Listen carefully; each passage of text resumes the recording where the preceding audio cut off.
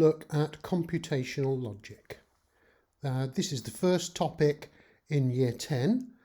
It's quite difficult to begin with, so if you take your time, hopefully you will understand it. It's used a lot in computing because really it's what the computer, the chips and the circuit board is made of, and it also appears in programming. So I'm going to take you through a demonstration of a few things that you need to know to begin with, and over the next few lessons we're going to sort of put more meat on the bones and try to understand the logic and the computational logic that we'll need.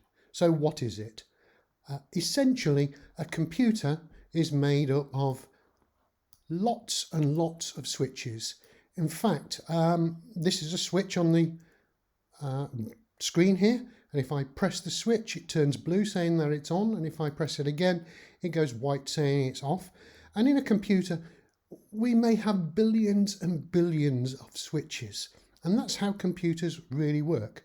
But what they need to do is connect to something, and what I'm going to do at the moment is just connect it to a light bulb. So here's a light bulb, and again if the light bulb goes sort of blue on the screen then it's on, but I need to join them together. So I'm going to click and I'm going to drag a wire between one and the other. There we go. Now the switch is connected to the light bulb. At the moment the switch is off, but if I press the switch and turn it on, the light bulb lights up. Now that's all that is in a computer, just switches, wires, and maybe this is a speaker or the screen or something inside your computer, but I've got a bulb just to show you the switch working. So I'm going to turn that off. I'm going to label it up first, and on the left hand side, the switch, we call that the input side, and when we give it some input it turns the light on or off, and that light is called the output. So let's just label that as input and output, and those two words should be very familiar to you through programming. Now, okay, that's fine.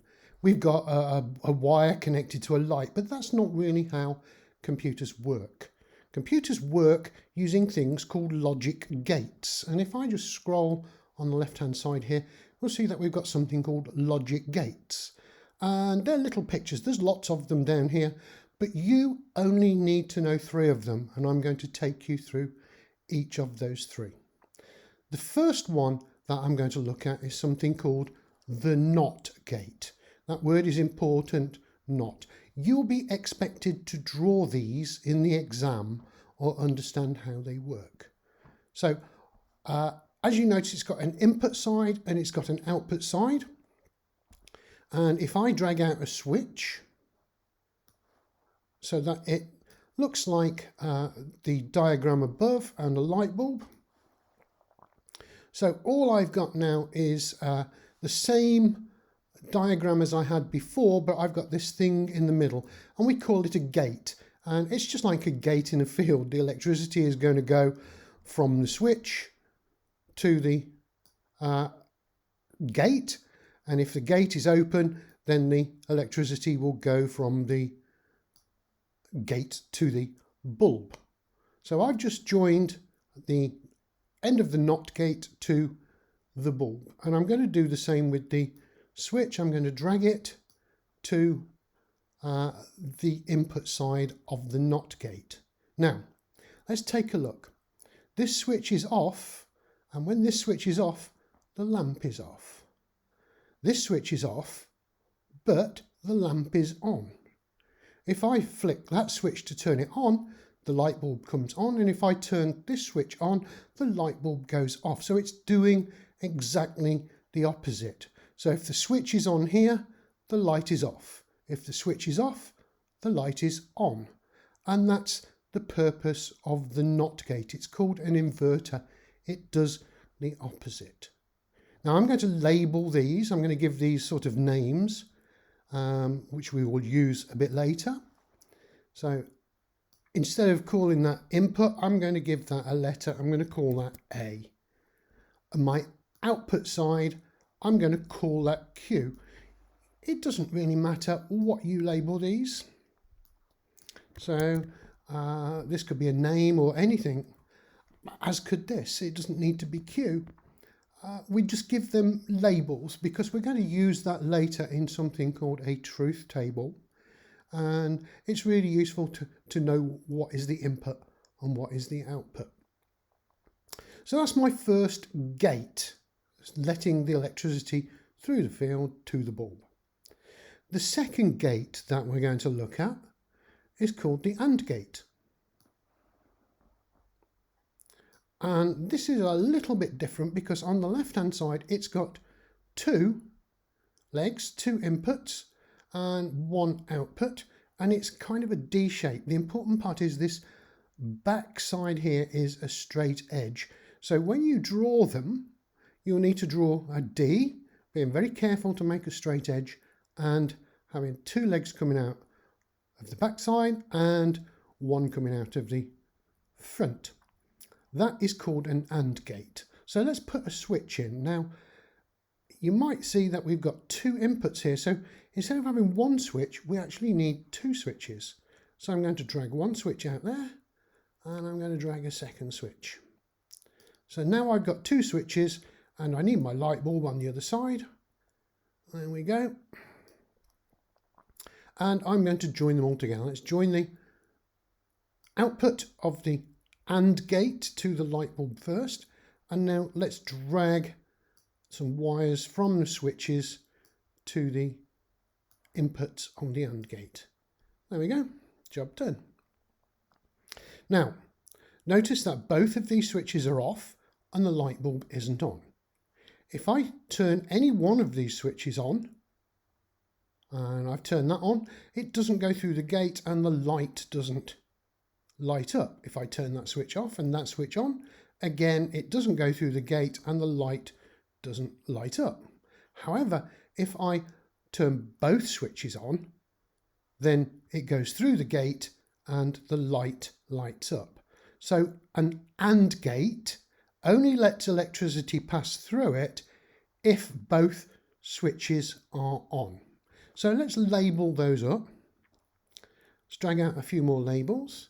So this time I've got two inputs and I would label them differently. The first one I'm going to label A, and the second one I'm going to label B. And my output I'm going to label Q. So this is not important at the moment. It will be in the next lesson. So there we go. So I've got a NOT gate, I've got an AND gate. The third and final gate that we use is called an OR gate. Now I want you to take a look at the difference between the AND gate and the OR gate. The AND gate has a straight edge where the two inputs line up, whereas the OR gate has a curved base.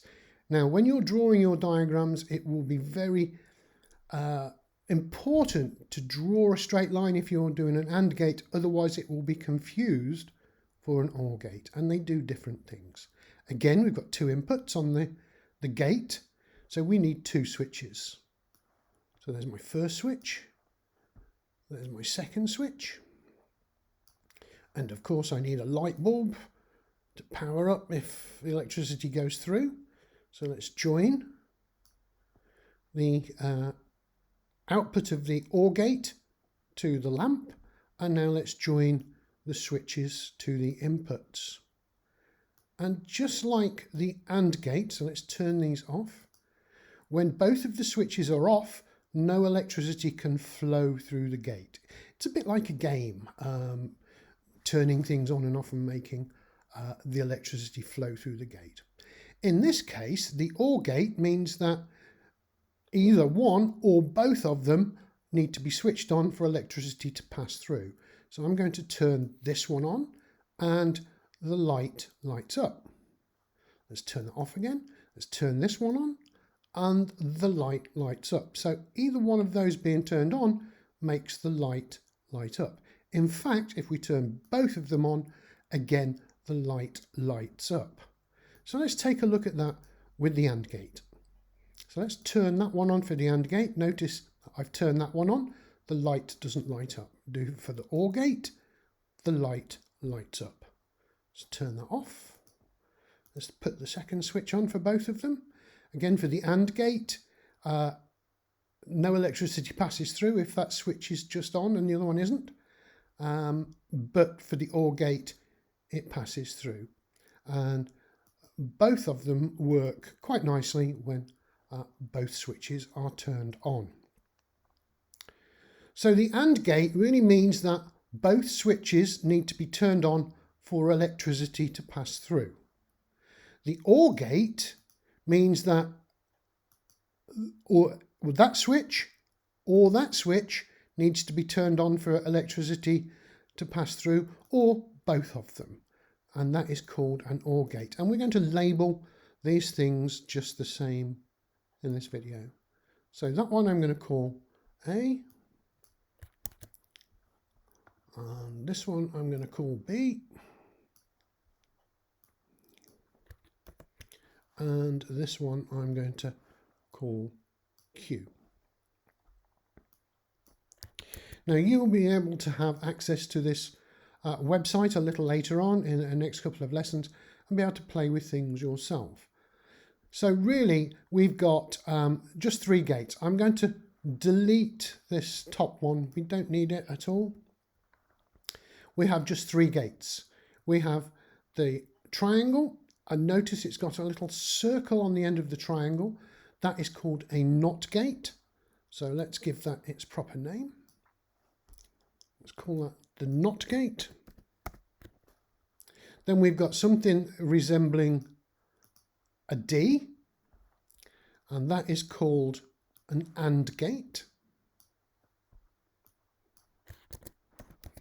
And we've got a strange shape, a bit like an arrowhead with a curved base, and that is called an OR gate.